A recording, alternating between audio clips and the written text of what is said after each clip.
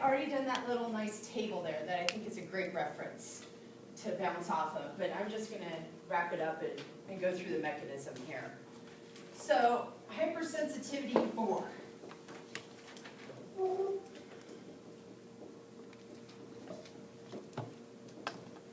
Now, the first two, hypersensitivity 1 and hypersensitivity 2, were they immediate or was it some kind of, it took a while? They were immediate. Was it within 15 to 30 minutes of being exposed to the antigen? Now, hypersensitivity 3, what is the etiology for that one most of the time? Chronic? Chronic what? Chronic persistent infection? Right, you have this infection that your body can't get rid of. So you're going to already have symptoms that have occurred because of that infection.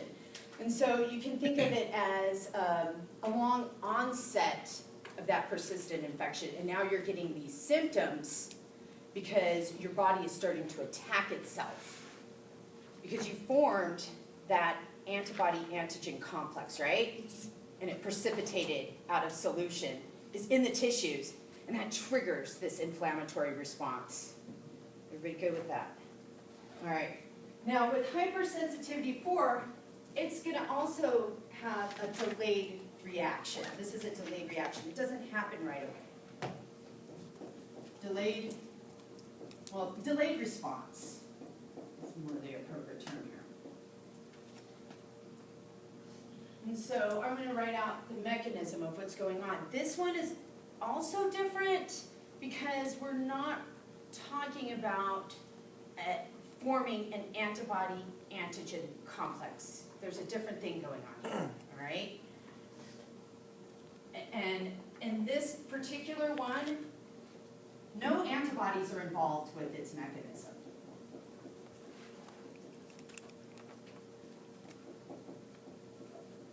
So it would be more of a T cell response? Yes, exactly.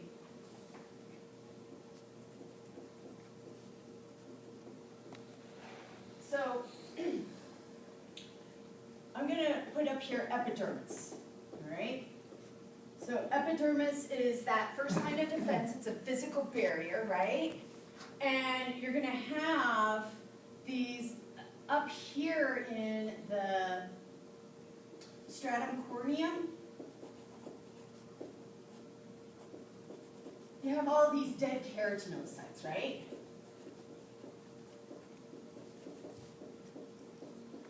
But what is in between? What kind of material or chemical or solution is in between these dead keratinocytes?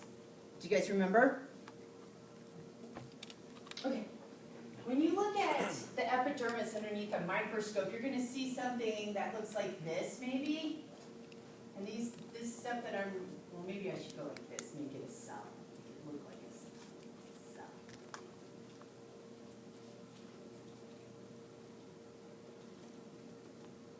These are the dead keratinocytes, all right? But then you have these white spaces that you saw. Do you remember seeing that? Those white spaces? Well, what's in these white spaces is glycolipids that were produced by the stratum granulosum layer. So really good with that. Now, what is the purpose of these glycolipids? What are they doing? Because they actually are blocking something as well. What do you think they're blocking? Water. Water-soluble things that we don't want to penetrate this barrier. So these guys are going to block water-soluble molecules. And if we're talking about something that can do us harm, like a toxin, it'll block water-soluble toxins. Now, for hypersensitivity 4, we're going to find that this thing that's called a hapten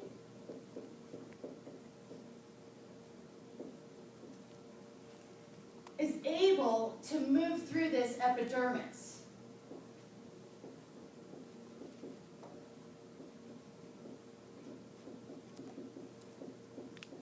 Do you think this hapten is water soluble if it can do that? No. Okay, let's think about it. Okay, I heard yeses and I heard a no.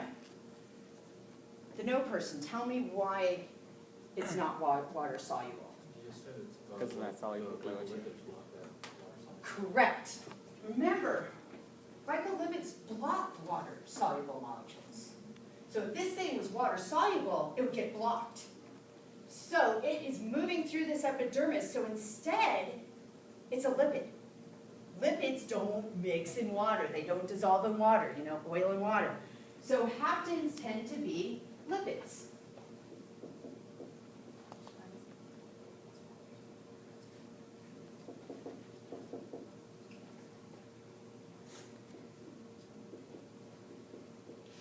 Okay?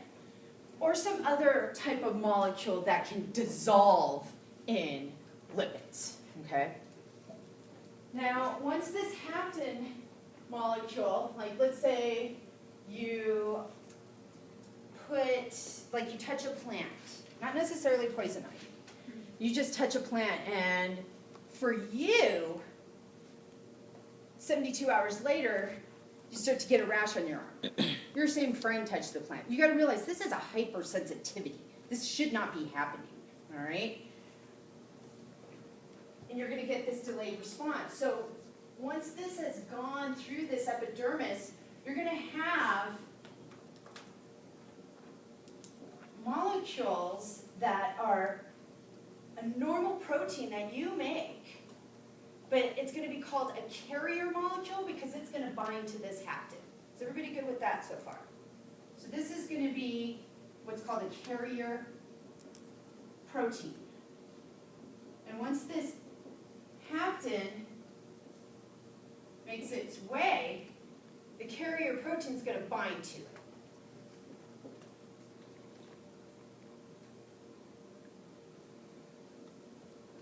And you get this thing that's called a hapten conjugate. All right? Hapten. Oh, good. Thank you.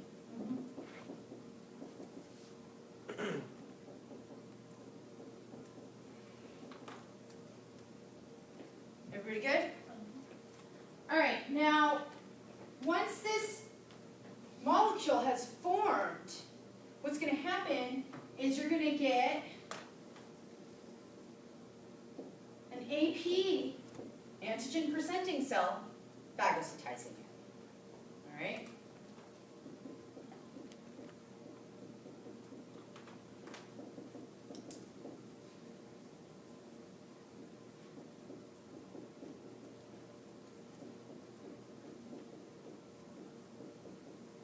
I mean, this could be a macrophage, this could be a dendritic cell, all right? Most of the time what happens is that this APC is a dendritic cell, and then that dendritic cell goes into the lymphatic system and will present this hapten conjugate to a T cell. Pretty good so far? So this guy phagocytizes this hapten conjugate, and then it's going to display this hapten conjugate with what? MHC1 or MHC2? It's going to show it to a T cell. T cells recognize One. things with MHC2 or MHC1. 1. 2. Okay? And remember, these antigen presenting cells, they're the only ones that have MHC2. Right? Is everybody good with that?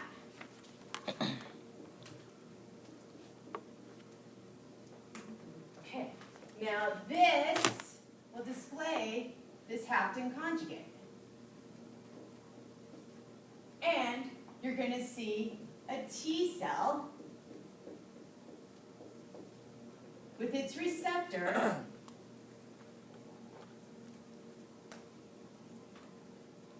trying to there, receptor. T cell recognizes that hapten conjugate. This is different, right? We're not talking about antibodies or an antibody-antigen complex here. This is something entirely different that's going on with this hypersensitivity, all right?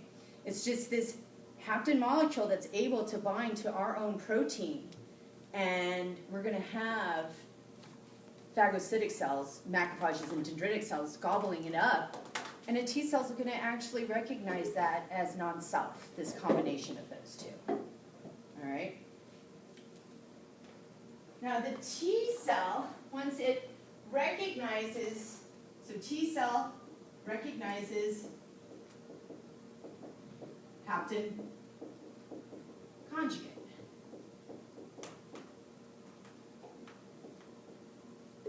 And I want to emphasize that this that's going on here most of the time is happening in lymph nodes. All right?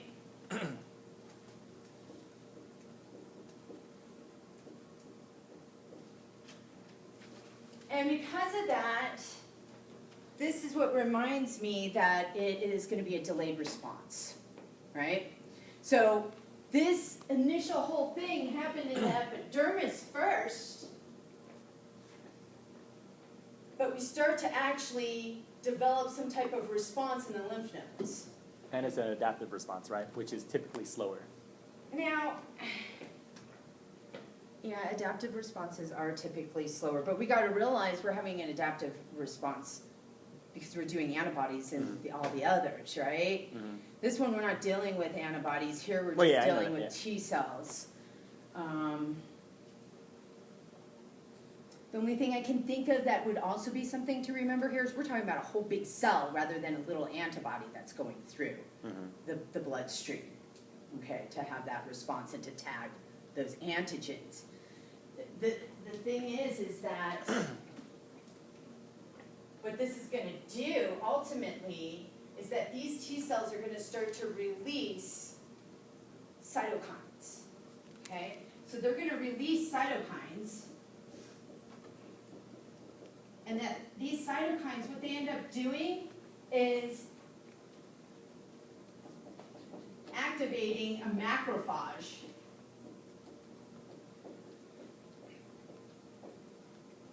And inflammatory response.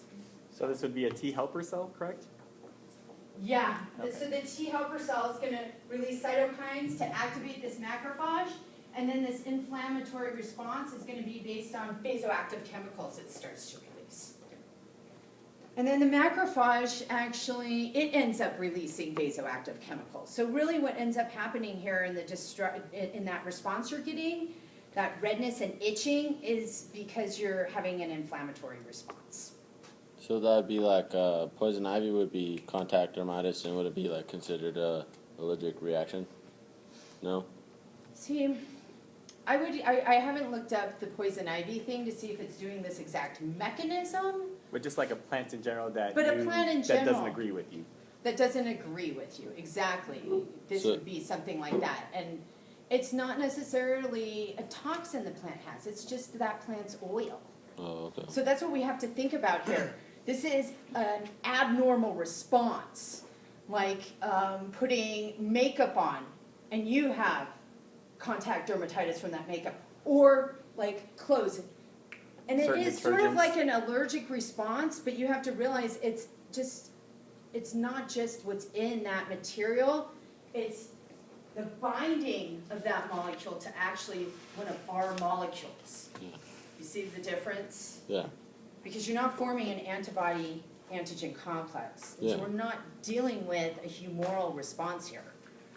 We're dealing more with a cellular adaptive response. But this is abnormal. All these hypersensitivities are an excessive response of the immune system, rather than a normal response, like when we have an infection. We want to get rid of that infection. Here, it's like pollen isn't going to normally do anything to me, but my body recognizes it as an invader, and it's the actual response of the immune system that's causing me to not feel well, not the actual pollen itself.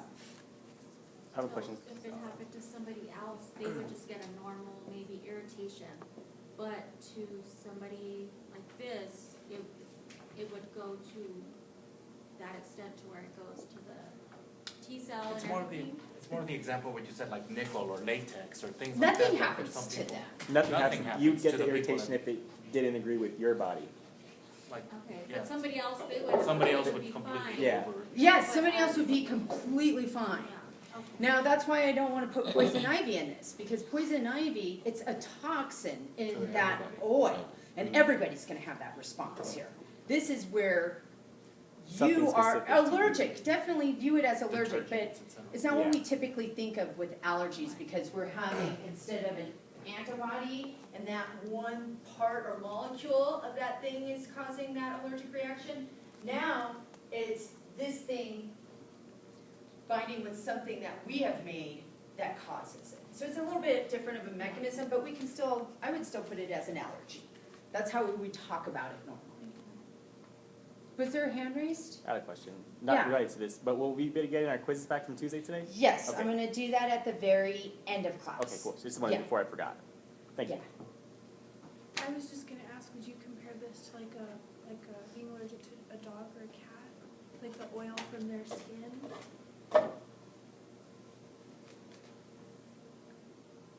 Would Now, that be if- for hypersensitivity 1? It might be more hypersensitivity 1, because you gotta think of, what was that hypersensitivity 1? You get hives, you get bronchio, constriction.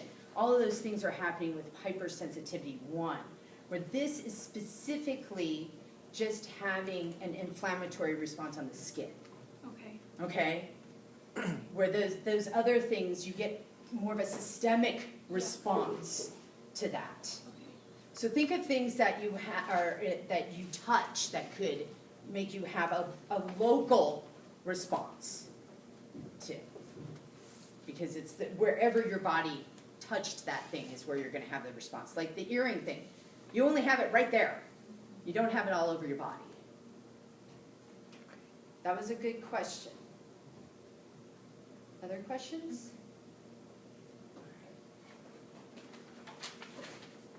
Now I'm gonna briefly talk about deficiency. I'm not gonna spend that much time on it. So it doesn't go any further past that T helper cell? Oh, that's a good question. The T helper cell, remember, is the mediator Mm-hmm. in this situation, and this macrophage is really the Effector. effector. Because we're gonna see that the T helper cell activates this macrophage, and it's gonna start to release vasoactive chemicals Mm-hmm. that are gonna cause this inflammatory Okay, response. so as worse as you'll get a rash. Yeah, that's how I view this hypersensitivity for. It's this contact dermatitis. Now, there is extreme cases that are a little bit different that are from an infection, like leprosy. Mhm. Leprosy this is how leprosy works, actually, is this type of mechanism, and I believe it has something to do with the bacteria Staphylococcus. Mhm. But then you have those lesions that people that have leprosy get all over their skin. And leprosy is a hypersensitivity for. Okay. Yeah. So we won't have to go into like treatments of these hypersensitivities? No, I think that there's quite a bit of material just getting the mechanism down. Okay. Yeah, I'm not going into the treatments on things. Okay? If you are interested in that, it is in the book, and please feel free to read about that. I think that I want to really focus on what's going on, The mechanisms. pathogenesis of Okay. this.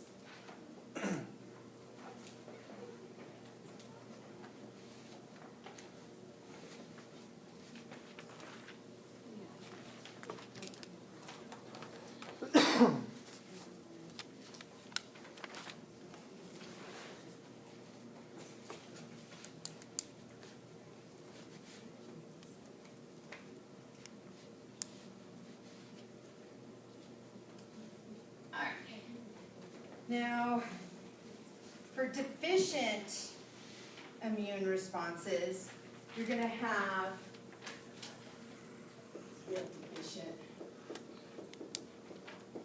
immune response. You're gonna have the primary and a secondary.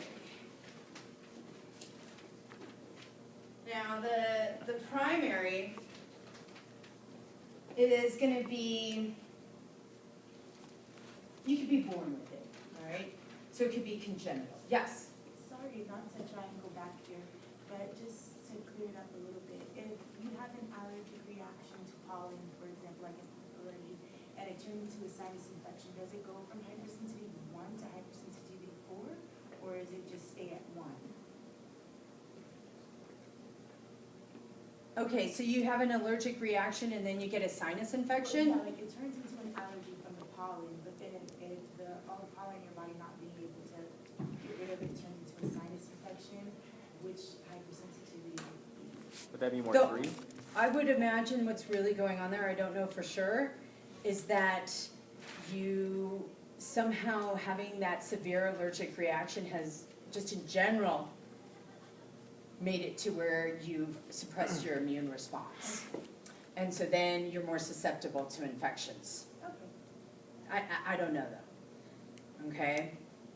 If we're talking about a severe allergic response, then that is gonna be, like, if you get a bee sting once, right? You will have more of maybe a mild response, but now your body recognizes that as non-self. You get a second bee sting, it's faster, you go into anaphylactic shock, your tongue swells up, and that's why those people have EpiPens. And so there's that's how that would progress, all right? Other questions? So primary, just think, hey, primary is because of something with your own cells, is how I kind of view it. So it's congenital. There's something that within your DNA and what you were born with made it to where you're not going to be making as many leukocytes as a normal person, is what that is. You can also acquire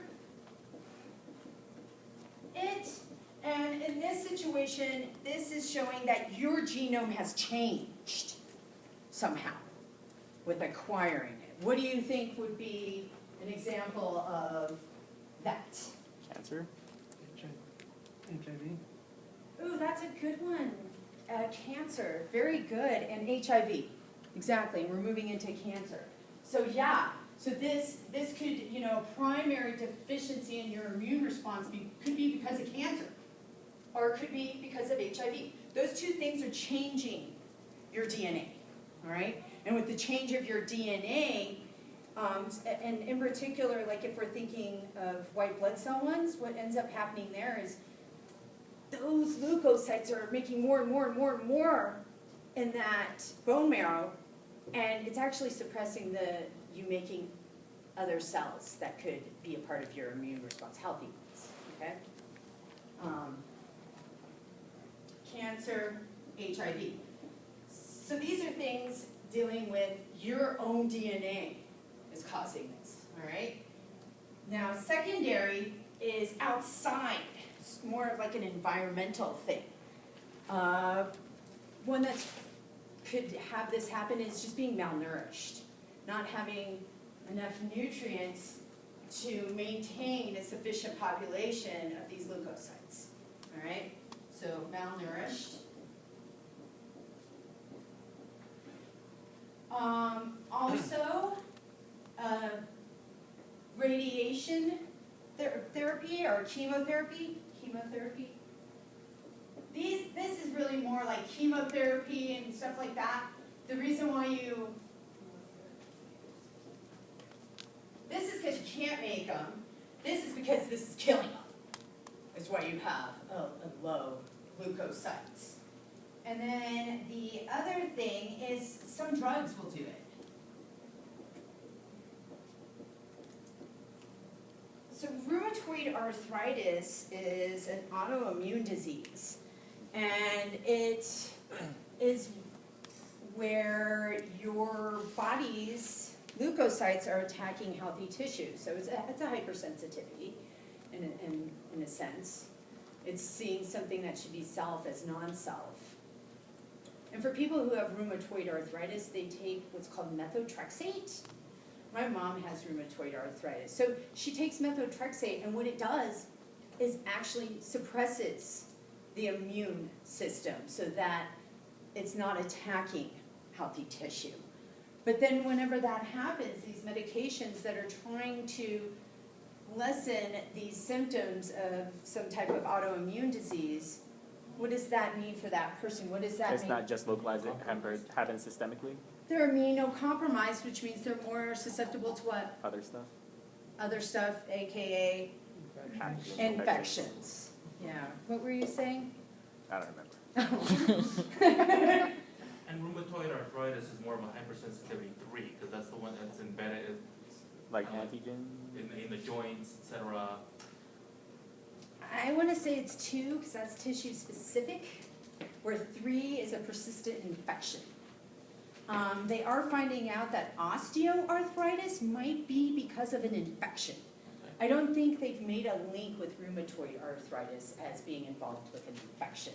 So since it is really specifically targeting joints, I view that as tissue specific. Okay. All right. Isn't osteoarthritis more chronic though? Like through more and more use of that joint, you would more likely be able to get osteoarthritis as opposed to like rheumatoid arthritis, which is more hereditary. Yeah, rheumatoid arthritis is hereditary, which then brings us back to it being more of a type 2, Okay. right? And osteoarthritis. But you wouldn't typically get that within 15 to 30 minutes though. Oh, God, no. No. You gotta realize there's It's just context specific. exceptions. Okay. There is definitely exceptions Okay. to this. The big things that they mean for type 2 as that It's 15 just to a 30 specific minutes area? is like a wrong blood transfusion, a graft rejection. Those Okay. things are gonna happen very quickly. If we're talking more of like an autoimmune one, I'm sure that's like more of a longer onset type of thing, which then goes with But type it's still 3. specific But it's to the tissue specific. Okay. Yeah. So that's where you want to make the distinguish Okay. to distinguish between type 2 and type 3. Type 2 is tissue specific, type 3 is not. Other questions? Do we need to know that stuff? What stuff? What kind of arthritis? No, we're just talking about it. That's just examples, right? It makes it more interesting. Okay. If you were to have like a question like that, it'd be 1 and I'd be like, okay, this is my A question. But I would imagine that if I asked anything about that, that would be, everybody get that question. Yeah. Okay, good here. Yep. All right, now.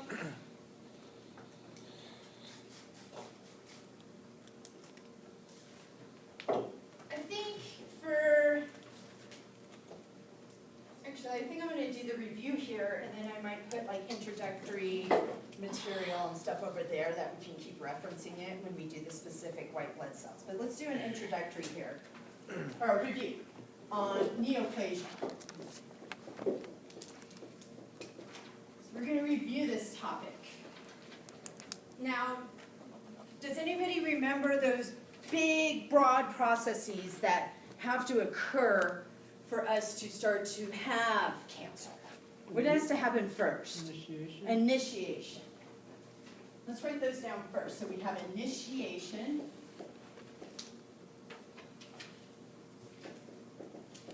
What happens first, and then what happens? Promotion. Promotion. And then the third thing is what? Proliferation. What? Proliferation. Actually, the third thing is not proliferation. At this point, I'll give you a hint for the third thing. At this point, you're seeing anaplasia. Do people remember what anaplasia means? And so now we're progressing into cancer. So the third thing is progression. All right?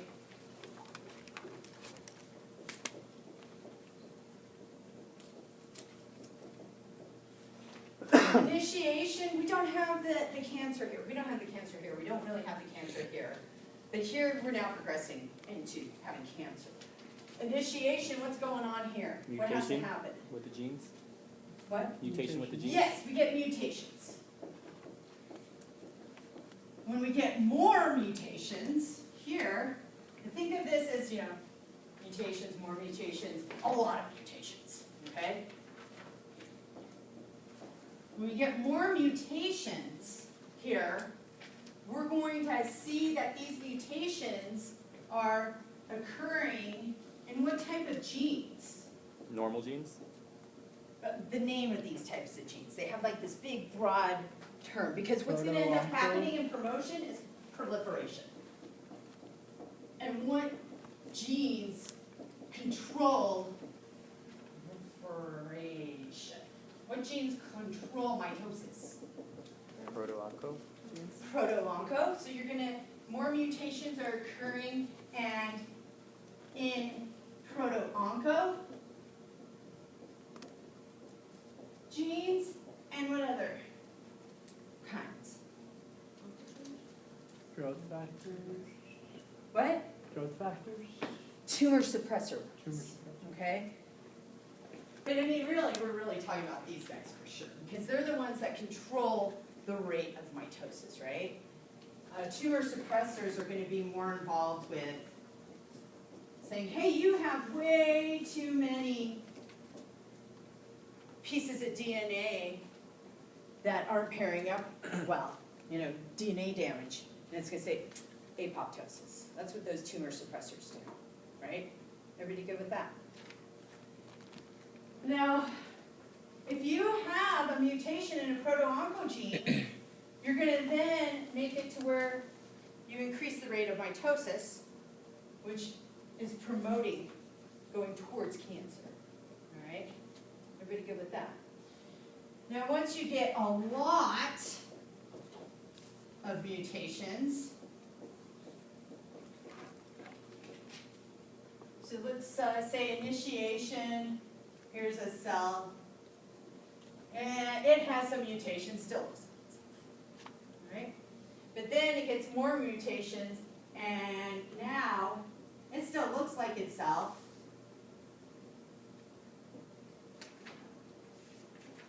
but we're getting more of them than we would normally, right?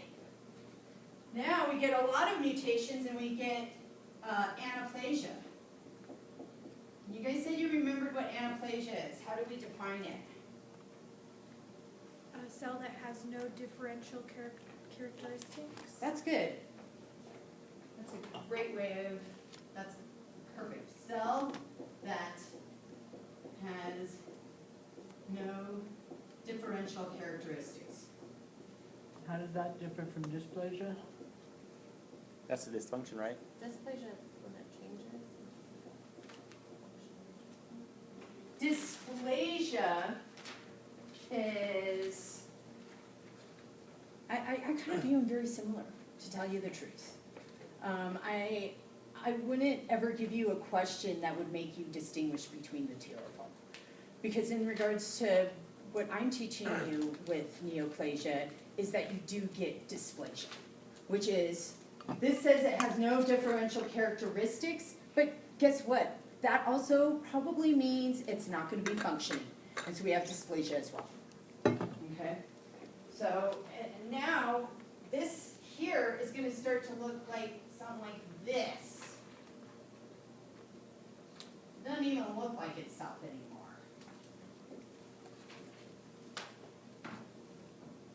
And once you start to see that, you're gonna see that it's not gonna function like it should. Because it has so many mutations in its DNA that it is not differentiated anymore. It's not gonna be able to make the proteins that make it that type of cell. All right? Everybody good with that? Now, I wanna focus on these proto-oncogenes just a little bit. And we'll review them very briefly. There's 4 of them. Remember, these guys are normal. And they are involved with normal rate of mitosis. So if we think about a cell here, we're gonna have on this cell stuff like this, and then we're gonna, I'm gonna make this different. So, and then we'll have this nucleus here, right, with our DNA in it. Everybody still good? Okay. And then we're gonna also have inside, we're gonna have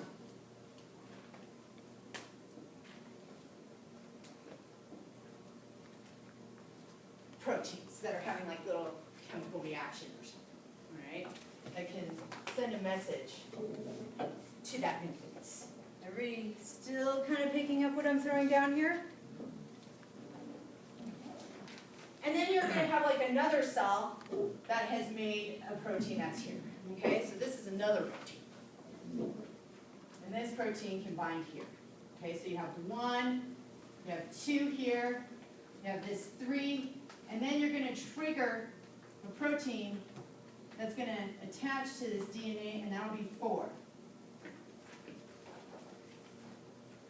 Oh.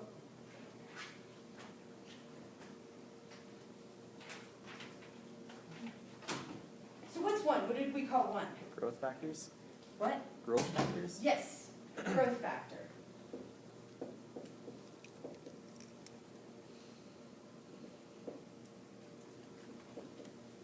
What was 2? Growth factor is going to bind Receptors. with Growth factor receptors? growth factor receptor.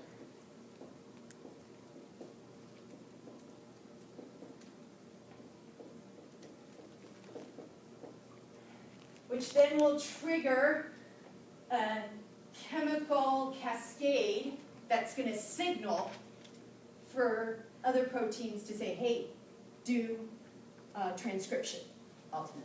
So this one, I'm just going to tell you what it is, chemical signaling proteins. So that's cytoplasmic signaling proteins? Yes, yes, yes. Okay. It's happening in the cytoplasm, yeah. These are signaling proteins. And then 4 is going to be a protein that's going to attach to the DNA and promote transcription. So it's called what? Transcription factors? Transcription factors.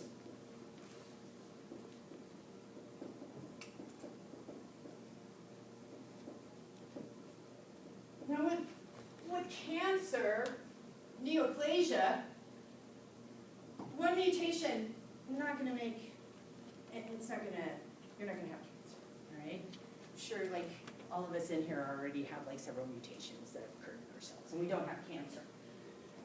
Once you start to get more mutations, you're going to actually start to have proliferation occur, promotion.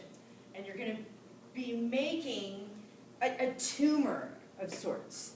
But most of these tumors are benign, meaning that they are not going to do any damage unless it's at a certain location in your body that it will do damage. Now when you start to get progression here and a lot of mutations in this anaplasia, these are very strange looking cells, and they actually are able to leave the site of location, and you start to get metastasis occurring. And now it's a malignant cancer, all right?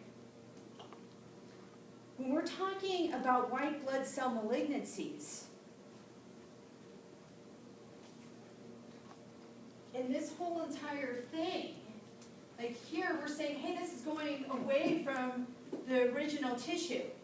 But where is white blood cells? Where are they located? The lymph? They're located in the lymph and where? Bone marrow? They're located in the bone marrow. So they're made in the bone marrow, and then from the bone marrow, where do they go? All over the body. Into the blood.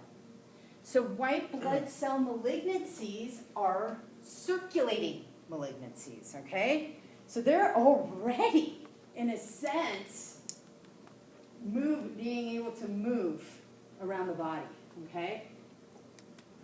So these are white blood cell malignancies, they're circulating malignancies.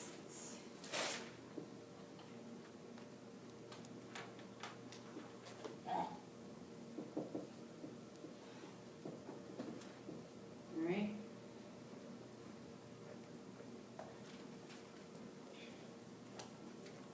I didn't keep that up there right. You guys have any questions with this? With white blood cells being so inside of our body, what kind of things causes all the mutations in the growth factors that control their replication? Radiation can cause mutations in our white blood cells. Carcinogens? What? Carcinogens? Chemicals, yes, chemicals can cause mutations. Also, Free radicals. yeah, free radicals, just the same stuff that causes mutations in other cells. And if we think about which cells are undergoing the most mitosis, we think, yes, epithelial tissue, right? But what other cells do we think of that do a lot of mitosis? Blood cells. And so they're more susceptible to having these mutations because they just do mitosis more often. Did that answer your question? Yeah.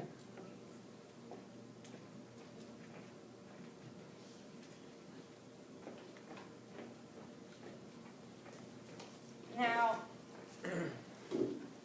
we have what's called myeloid neoplasms, and we have lymphoid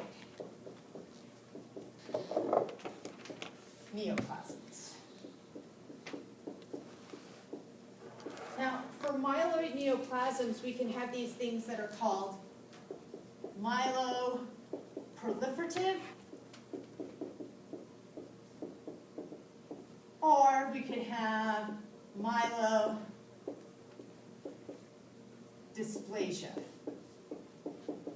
Okay? And you can have a combination of these two as well. All right?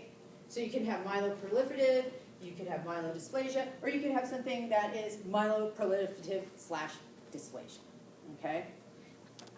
In regards to which one you think would be more severe, which one do you think would be more severe if somebody had? Myelodysplasia?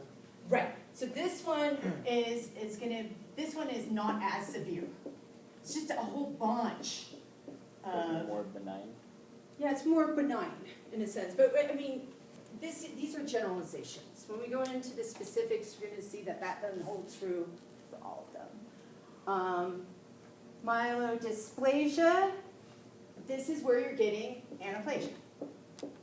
And that's why I say, hey, think of it as the same thing. All right?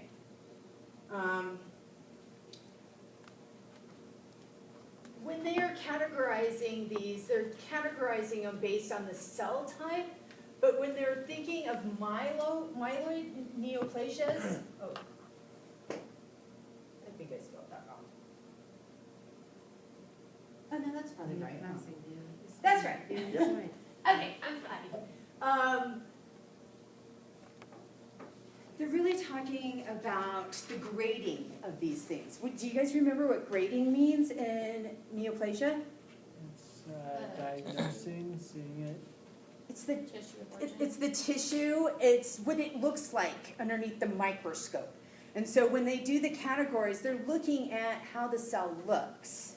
All right, and when we're talking about myeloid neoplasias or neoplasms, that's really, for the most part, what do you think which one we're talking about? Which leukocyte?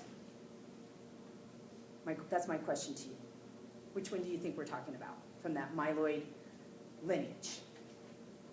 It's not a trick question. I'll give you a hint. Which one is the most common? Most of them, neutrophils. So most of the time, these cancers are really affecting neutrophils. And that's how we're going to treat it in this class. All right? We're not going to go and talk about what happens if it's an eosinophil or a basophil here. We're going to really focus on, and most all of these are because you're having it happen with neutrophils. All right? Lymphoid neoplasms, or neoplasia, that's going to be, what's the lymphoid lineage? What cells are B those? cells, T cells, B cells, T cells, maybe some natural killer cells? and natural killer cells actually come here. The thing is they're not adaptive. Yeah. So, but they are from this lineage. Most all actually of lymphoid neoplasia is B cells, so we're going to focus on B cells, all right? Because most of them are B cells.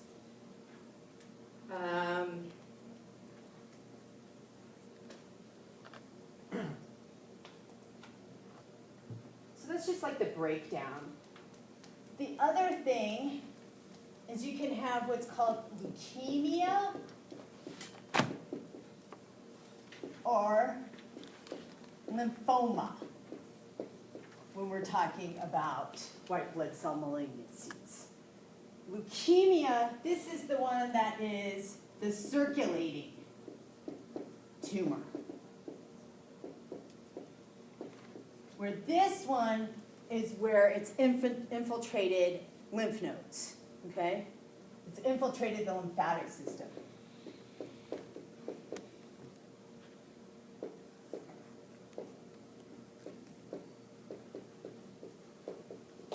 Let those circulate too. And when, I'm gonna attempt to answer your question here.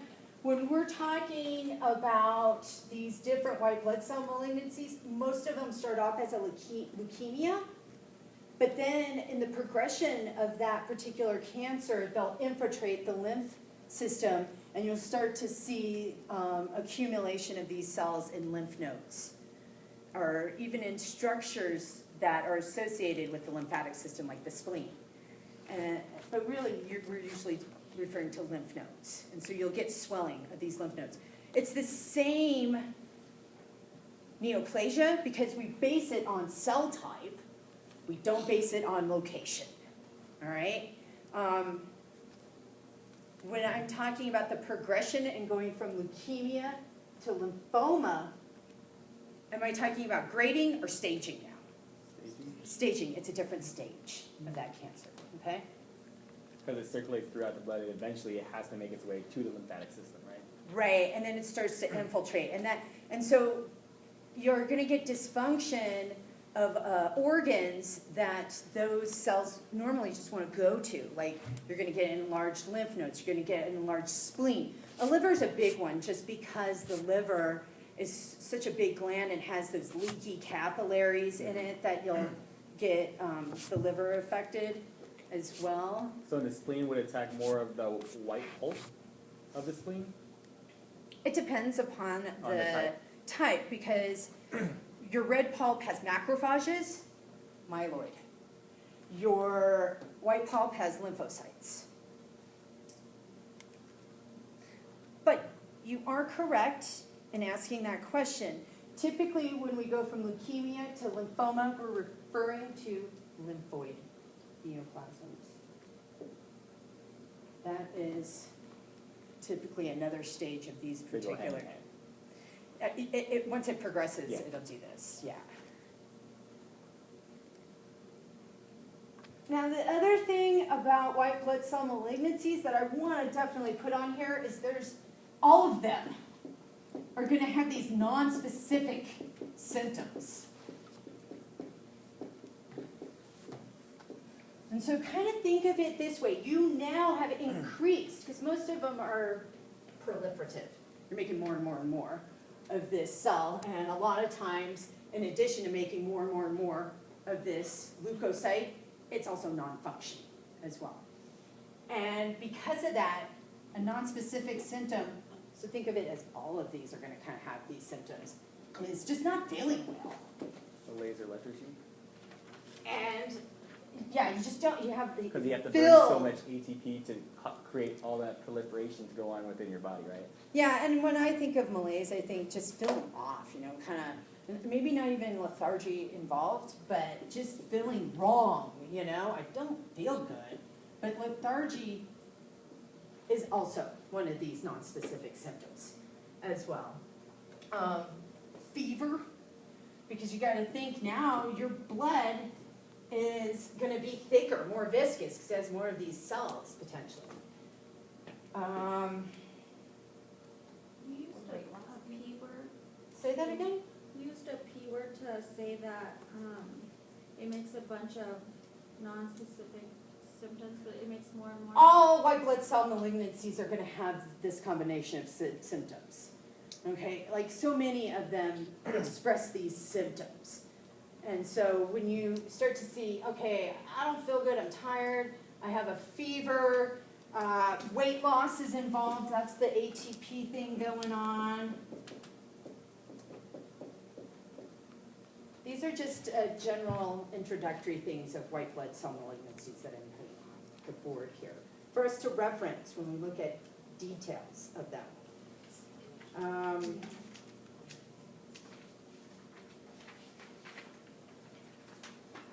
know there's more.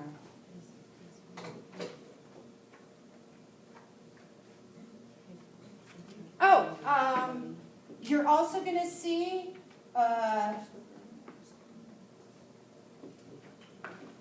cell suppression. So stuff like anemia, even leukopenia. Yeah, you're making more of this one particular white blood cell, but then that prevents you from making more of the other ones. And that's because, let me write down the rest of them. Then there's this thing called thrombocytopenia.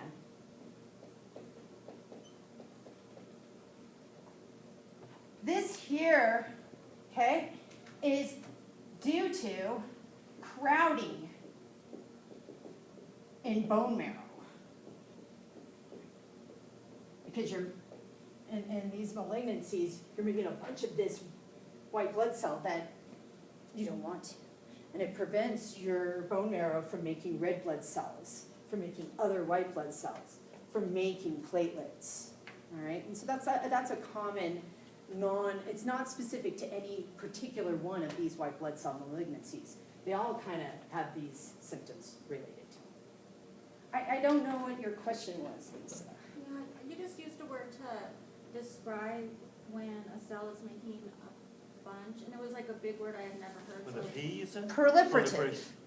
oh, This, I thought that, okay, which is maybe I part of just- promotion, proliferation.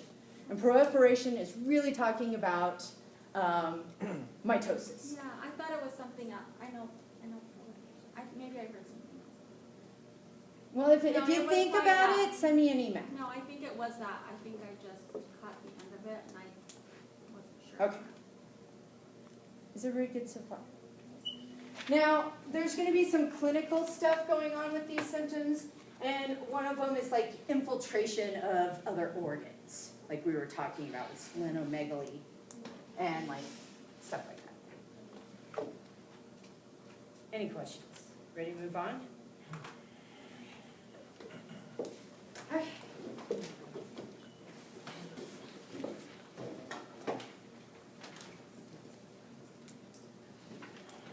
Now, I'm not going to give this to you now, but I have made a table of all these specific white blood cell malignancies. And as I said before, they're going to really be categorized based on their cell type, all right? Are we dealing with a neutrophil, and are we dealing with a neutrophil that doesn't look like a neutrophil anymore, or a neutrophil that you just have a whole bunch of them, right? Or are we dealing with a B cell, because most of these are B cells when we get into the lymphoid neoplasms? Are we talking about a B cell that actually looks like a lymphoblast, an immature B cell? So that's what I mean by they're categorized by cell types. They're based on what that cell looks like, okay? And so I have those down here, and I've put little initials here, but I'll write out the ones, okay? But I'll give that to you at the end when I give you back your quizzes. But I don't want you to be staring at this right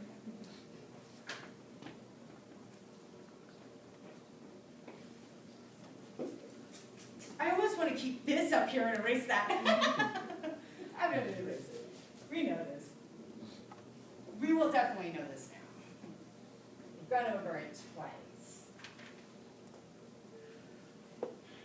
Okay.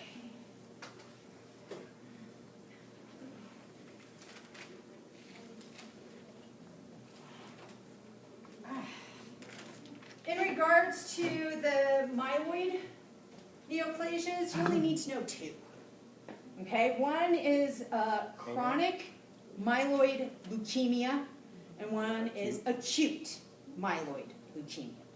And as I was saying, that lymphoma is really more with the lymphoid rather than the myeloid ones. Is AML the one that's typically with children? Actually, it's the one with children is called acute lymphoblastic leukemia / lymphoma. Okay. That is the number one cancer in children and the second cause of death in children. And I'm assuming the United States. But we'll get to that. Okay. Okay, so the first one is chronic myeloid leukemia. Now, chronic myeloid leukemia is really about 15% of the leukemias that are out there. And I'm really thinking that they're talking about the United States. I don't know if it's globally, to tell you the truth. Are chronic myeloid leukemia. And chronic myeloid leukemia is a proliferative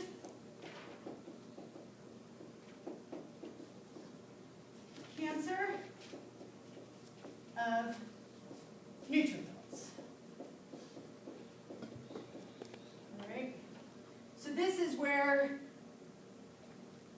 a person with this particular cancer, leukemia, is making more and more and more and more and more neutrophils than they should be.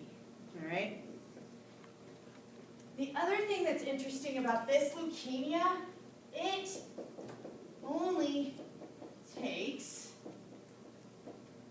one mutation.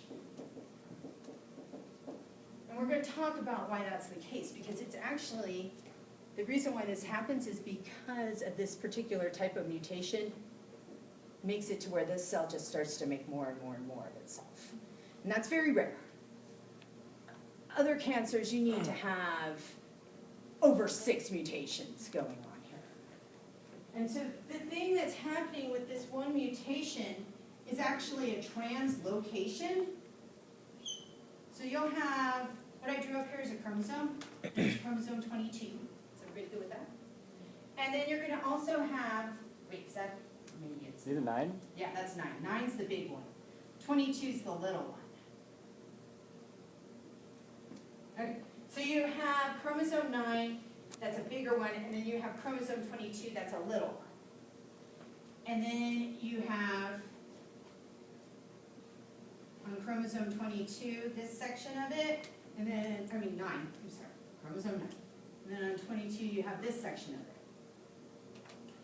And what will happen with this one mutation, you get a translocation.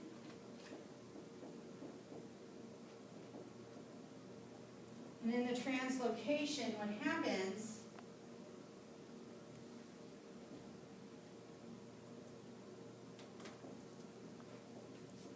is that this moves on to that chromosome, and this here gets this. And so they swap places, these chromosomes, these parts of this chromosome. Bless you. This thing here Bless is you. called the Philadelphia chromosome.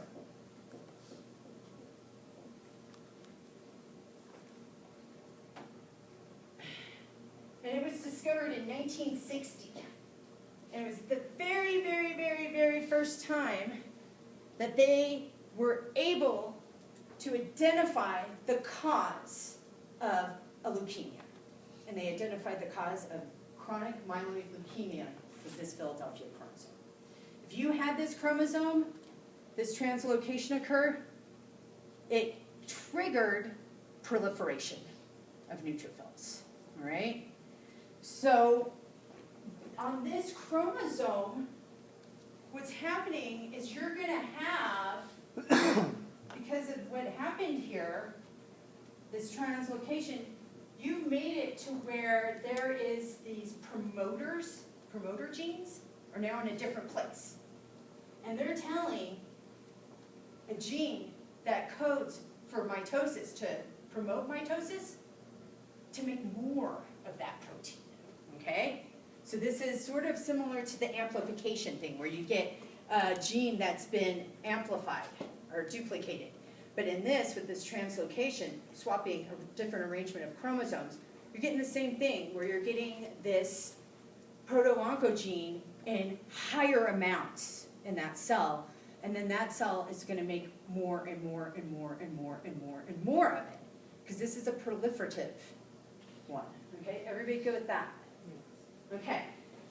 And then this is the very first one, and it's, I don't know of any others, I'm sure there's other stuff out there that can lead to it, but it's the only one that we're gonna look at, where just one mutation makes you get this, okay?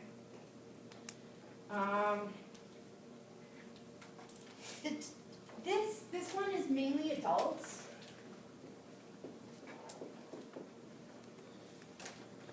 But it can, all ages can get this, actually, you can get, it's mainly adults, but there are cases of children getting this.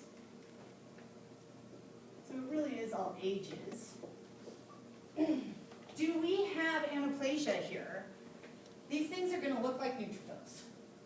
There's just gonna be a lot of them. Do we have anaplasia? No. No anaplasia with this one. That'd be hyperplasia. Yeah. Yes, hyperplasia, because we're making more, but no anaplasia. And typically when we think of hyperplasia, it's because it's similar to hypertrophic. There's an increased demand, but hyperplasia is actually cancer in situ. We're moving towards that. But in this case, it is the cancer. Now, in regards to the manifestations that you see, that are specific to this one. Yeah, like I said, here's these non-specifics. All these cancers have some form of that. But the other thing that we're gonna see with this guy is we will see an enlarged spleen, splenomegaly. And also, sweating is involved with this one. And if you have this one, when you're diagnosed with it, your prognosis is poor. Most people that are diagnosed with this die within 2 years. Okay? Typically, we think of the myeloproliferative as not severe, but this one is. Okay? So pretty good with that. I'm going to move on to the next one. I think we have like 8 of them. But the last 2 are easy because it's Hodgkin's and non-Hodgkin's, and those are the easy ones. So we only have 2 of these.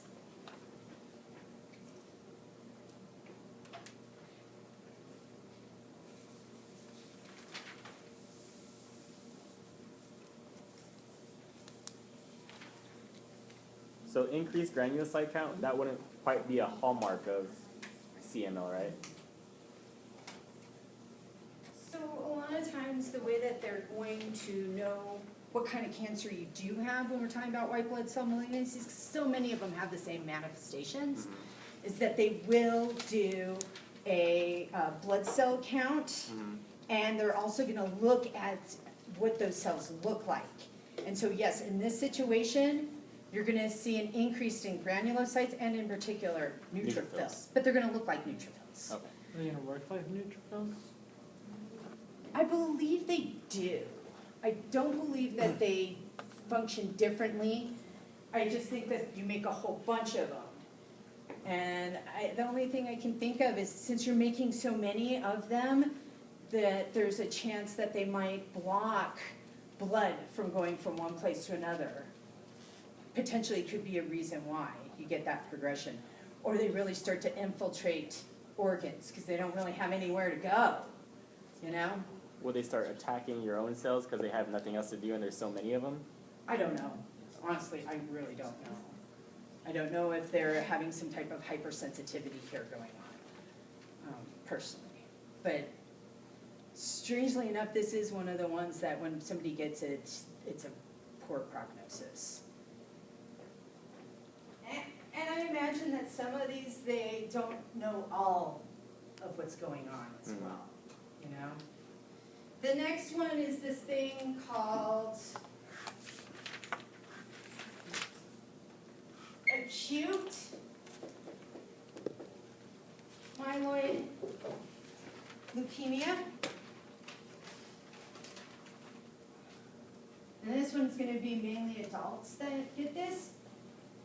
Acute myeloid leukemia, you're gonna see translocation occur as well. But it's not just one translocation, like in chronic myeloid. But you see many translocations happening. It's neutrophils again. And if we look at a neutrophil, its nucleus kind of looks like that. It's segmented. You guys remember that? Yeah. Okay, so a neutrophil has a segmented nucleus, but in acute myeloid, it doesn't look like this. Instead, the nucleus looks like this. It almost looks like a lymphocyte if you were to look at it underneath the microscope. It's not segmented anymore. It's no longer multi-lobed. Right. And so segmented nucleus, and so this isn't what you see with the neutrophils. Instead, you see anaplasia, not segmented nucleus, or non-segmental nucleus.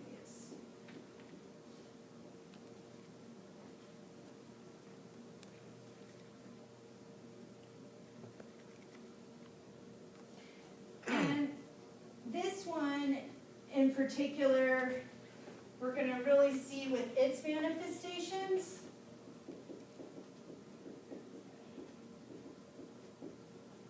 Crowding of bone marrow. That's going to be a big part of this particular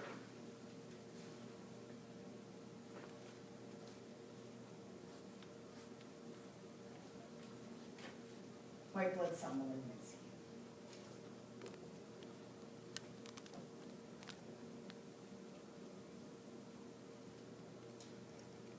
Typically, when we're thinking of acute versus chronic, we think chronic is not as severe, it's more of a long-lasting thing. That chronic myeloid neoplasias or leukemia is kind of a funky one in that. But this one, the only thing I can think of why they're calling it acute is because this, you really get a lot of crowding of this bone marrow. And because you get such crowding in this particular one, the people with this have actual bone pain from that. And we're gonna then see blood cell suppression because of it, all right? If we have blood cell suppression, which we see in a lot of these white blood cell malignancies, we're gonna also see in people who have leukemia or lymphoma an increased chance of infection because they just don't have the leukocytes to fight the infection. All right, so keep that in the back of your mind as well. Still good? Okay, cool. Oh, and the other kind of cool thing about, well, it's not really cool, it's leukemia, it sucks. But in regards to those acute leukemias, 80% of them have this particular one, actually, for acute leukemias. So this is a very common one in the Did you population. say what's the chances of? like, What's the prognosis if you have that? This one's also poor, actually. So both would be fatal, pretty much. Yeah, if I recall from my reading, I think this one is similar, like 2 years after prognosis. For most people, I mean, obviously, There's I'm exceptions. sure that some people respond very well to treatments. Mhm. Bone marrow transplants. Yeah, that's a way, and so especially if they respond well to a bone marrow transplant, exactly.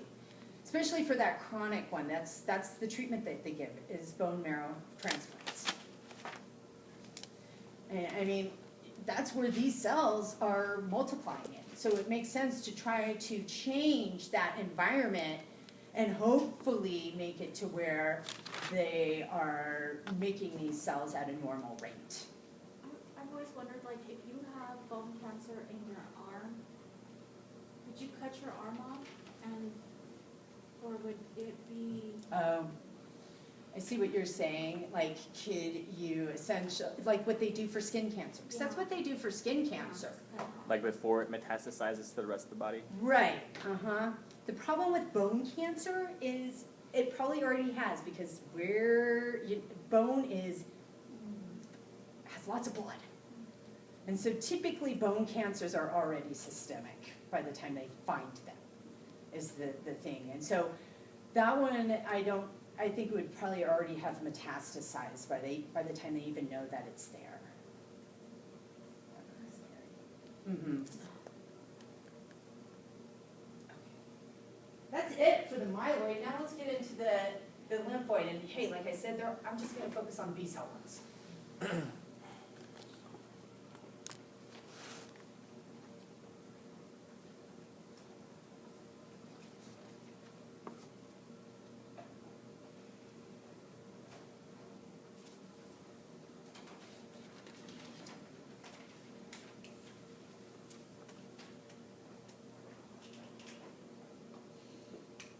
So just like we had chronic myeloid leukemia, we now have chronic lymphoid leukemia. But it's called chronic lymphocyte. I mean, hey, the lymphoid line is lymphocytes. But we're talking about B cells here, all right? Because most all of these ones are from B cells. This one is going to first start off as a circulating tumor, so it's going to be a leukemia. But its progression, the staging of it can start to infiltrate lymph nodes, the lymphatic system. And then when that happens, it's called a lymphoma.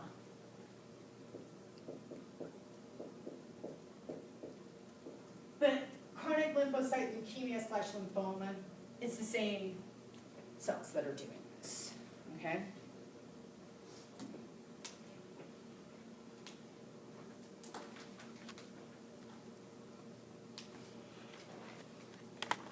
Now what is going to happen, and these are B cells, all right? So you'll have a B cell, and it has its big nucleus, right? There's its nucleus. And when we're talking about being able to make a protein, when a DNA goes to make its protein, it decondenses to kind of show those areas, right? Like, hey, I want this part of this chromosome transcribed. What happens in this one, you get condensing of that, it's called nuclear chromatin. And really what this ends up doing is it's making it to where this B cell cannot make certain proteins. Does that make sense to everybody?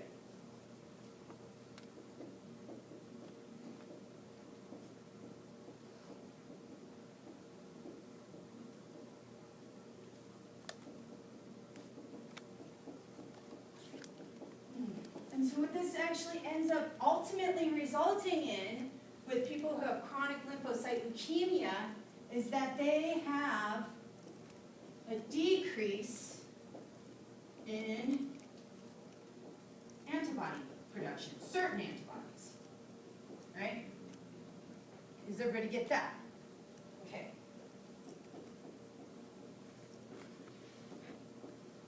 So if you get a decrease in a cell's ability to make antibodies, what is that going to mean for your susceptibility to infection? It's going to increase. It's going to increase. But we're just talking about not all antibodies, we're just talking about this one certain B cell that might make these certain antibodies for a particular infection, right? And so it's going to increase some infections, not necessarily all, if we're looking at this mechanism, if you will, all right?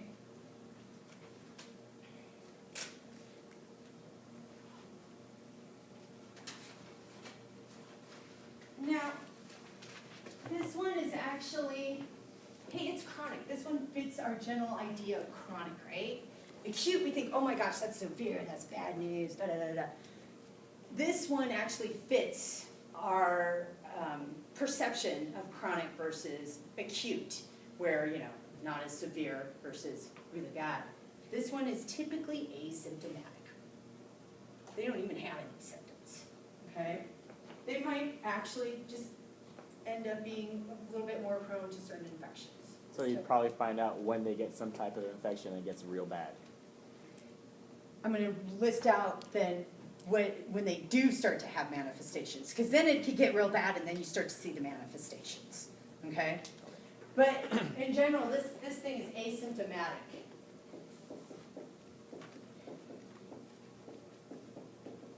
But as it progresses, you're gonna start to see splenomegaly. So think of it this way. You first start off with a circulating tumor, right? But this, in its progression and its staging, will turn into lymphoma. And so you're going to get infiltration of that spleen, infiltration of that lymphatic system, so you get enlarged lymph nodes.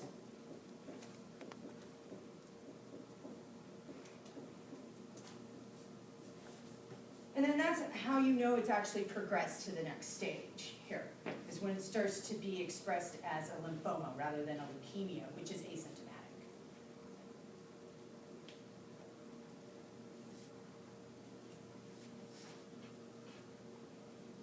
Everybody good with that? So how would they prevent it from becoming a lymphoma? Okay, this, since it's asymptomatic, the way you would catch it is potentially with doing a count. Like, you know, they go to the lab, hey, let's just do a blood cell count on this person. And then it might pop up, okay, well, we're seeing A ton of B cells? a ton of B cells, but this person doesn't really have an infection that we knew about, so maybe we want to explore this more. That's what I would think. Okay. I didn't read. I read the treatments like 3 or 4 years ago, and I was like, oh my God, I'm not going to do this. So, so definitely read the treatment on this, because I bet they talk about it. Yeah. Other questions? Okay.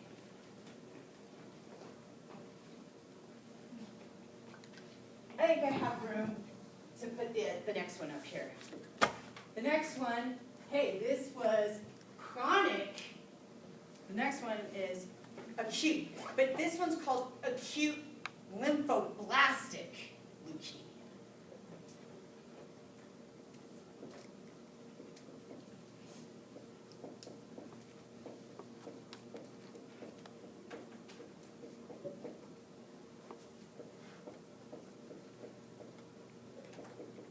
And it can progress into a lymphoma as well. This is the kid one. Children. This is going to affect children. This is going to affect adults. All right. This is really the only one that is predominantly the children cancer. Just like the chronic myeloid leukemia can affect children, we're going to see that Hodgkin's can also affect children. So no adults, unless there's an exception, would have ALL. If you survive as a child with this, later in life you can have it come back again. So I could think all the children ALL have ALL. Sure. Okay, I'm just trying to think of like mnemonic I've devices. tried so many times to find little mnemonics, so if any of you can, after I give you this table, because that was my attempt to get some kind of pattern going, if you key in on something, please share it with the rest of us. The one thing I have is, hey, all ages is going to be that first one at the top of our list, chronic myeloid, CML. CML, and Hodgkin's. That's all ages. And then this one, all is children, and then the rest are predominantly adults. Okay? For that particular thing. All right. So this is with children. Do you think anaplasia is going on here?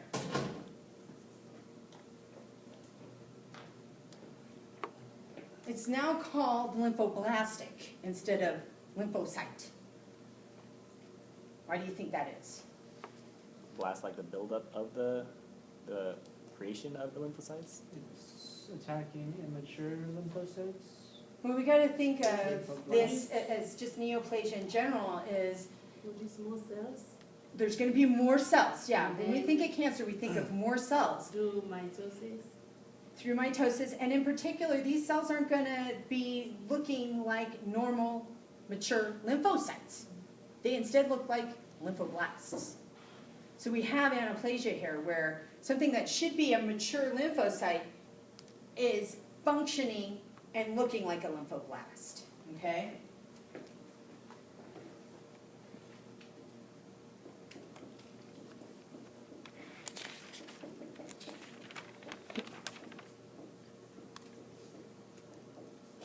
And lymphoblasts, like blast cells, you guys remember blast cells? Blast cells are, they make more of themselves or build things. Like osteoblasts. Yeah, osteoblasts, build bone type of thing. This is more in the progression of making that lymphocyte. But since it doesn't really ever display or differentiate into a lymphocyte, it essentially stays a lymphoblast. This is anaplasia. It doesn't have any of those differentiating characteristics. And so it's not going to function properly. Everybody good with that? So anaplasia is going on here.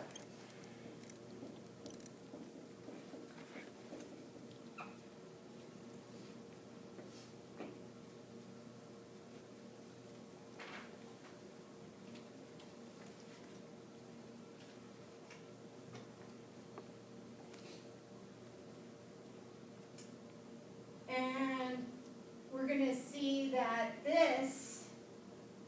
we're going to have bone pain as well. The other one that we had bone pain with was the acute. So here's a pattern, right? With like the bone crowding. Right. But they all have bone crowding, but these are two that have bone pain from bone crowding. Right, and they're both acute. Acute myeloid leukemia has bone pain, and acute lymphoblastic leukemia has bone pain. Okay, there's a pattern there. So look for those and please share, because I just saw that one. Okay, yes. Now, in this particular one, it is going to progress to a lymphoma. And so when it progresses, the manifestations are, yes, you're going to have the blood cell suppression because we get this bone crowding of these cells. But you're going to also end up getting like liver, spleen, lymph nodes are going to enlarge when it starts to turn into a lymphoma. And this is very rare, but 3% of all of the cases of acute lymphoblastic leukemia is where you actually get infiltration of the central nervous system as well.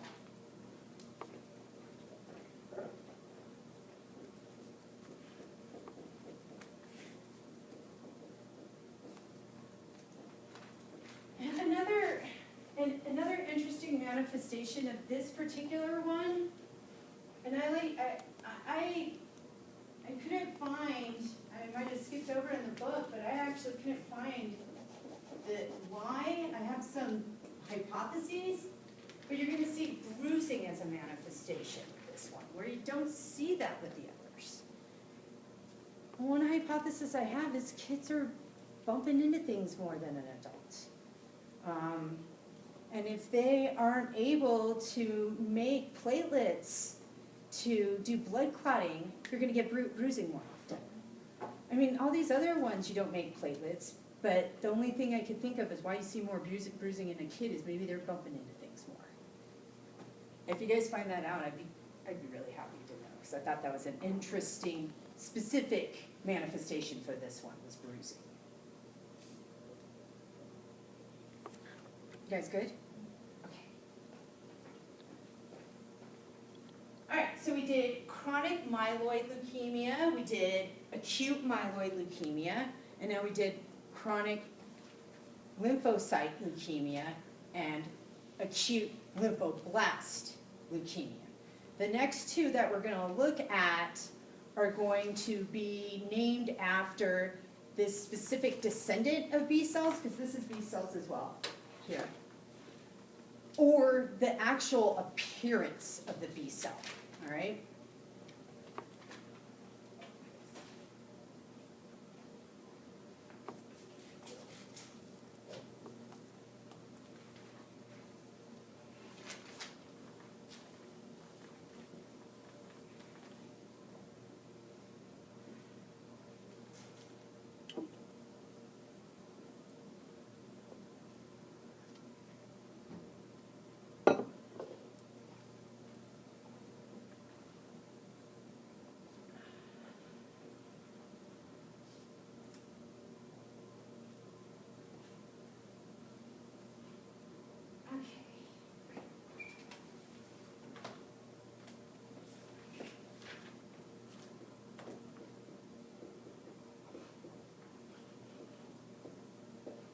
This one's called hairy cell leukemia. And it's really rare. Only 2% of leukemias are hairy cell leukemia. And you're gonna see anaplasia here. And a B cell, here's your B cell, right? Here's its nucleus. But think of this B cell as, if you looked underneath the microscope, it's like it has all these little hairs on it. And that's why it's called. Are those like cytoplasmic extensions or something? Uh-huh. Okay. So it looks like it has hair on it. And so that's why it's called hairy cell. And, you know, this one is gonna crowd bone marrow. So we'll get all those things again. Anemia, leukopenia, thrombocytopenia. And it can also progress into enlarging the spleens and get like splenomegaly. When we're, you know, as I'm going through these, you're like, okay, these are all very similar in their manifestations. And they really are. The time that they really start to catch on to what's going on is when weight loss occurs, when the person starts to look like they're wasting away. And then they really start to know something's wrong, and they start to try to give them treatment. That's Is that like a what they big thing. Is that what they consider cachexia or something? Yeah, cachexia is weight loss. Okay. And it happens fast. I'm sure that there's these things in your book, they're called B symptoms, that also they're looking for those symptoms to say, okay, we might have a leukemia here. If we do, let's run a test and see if that's what's going on. If they see, and I believe those essentially right over there are the B symptoms, okay? And so it's just a matter of having all of these things together, especially the weight loss with that, and maybe recurrent infections that they start to say, hey, let's see if this person does have a white blood cell malignancy and start to try to get treatment for them. I'm gonna stop there, turn back your, this is adults and B cells as well. I'm gonna turn back your quizzes. I will have a review for your quiz on Tuesday posted up. And, yeah, on Tuesday, I will go over the last one, and then we'll have a review. So definitely come in with that practice exam with questions and stuff, so that we can How would that be on target for grade- exam 2. What? How would the homework be graded? Is it just like a credit, no credit kind of thing? Yep. Or, okay. Did you do it?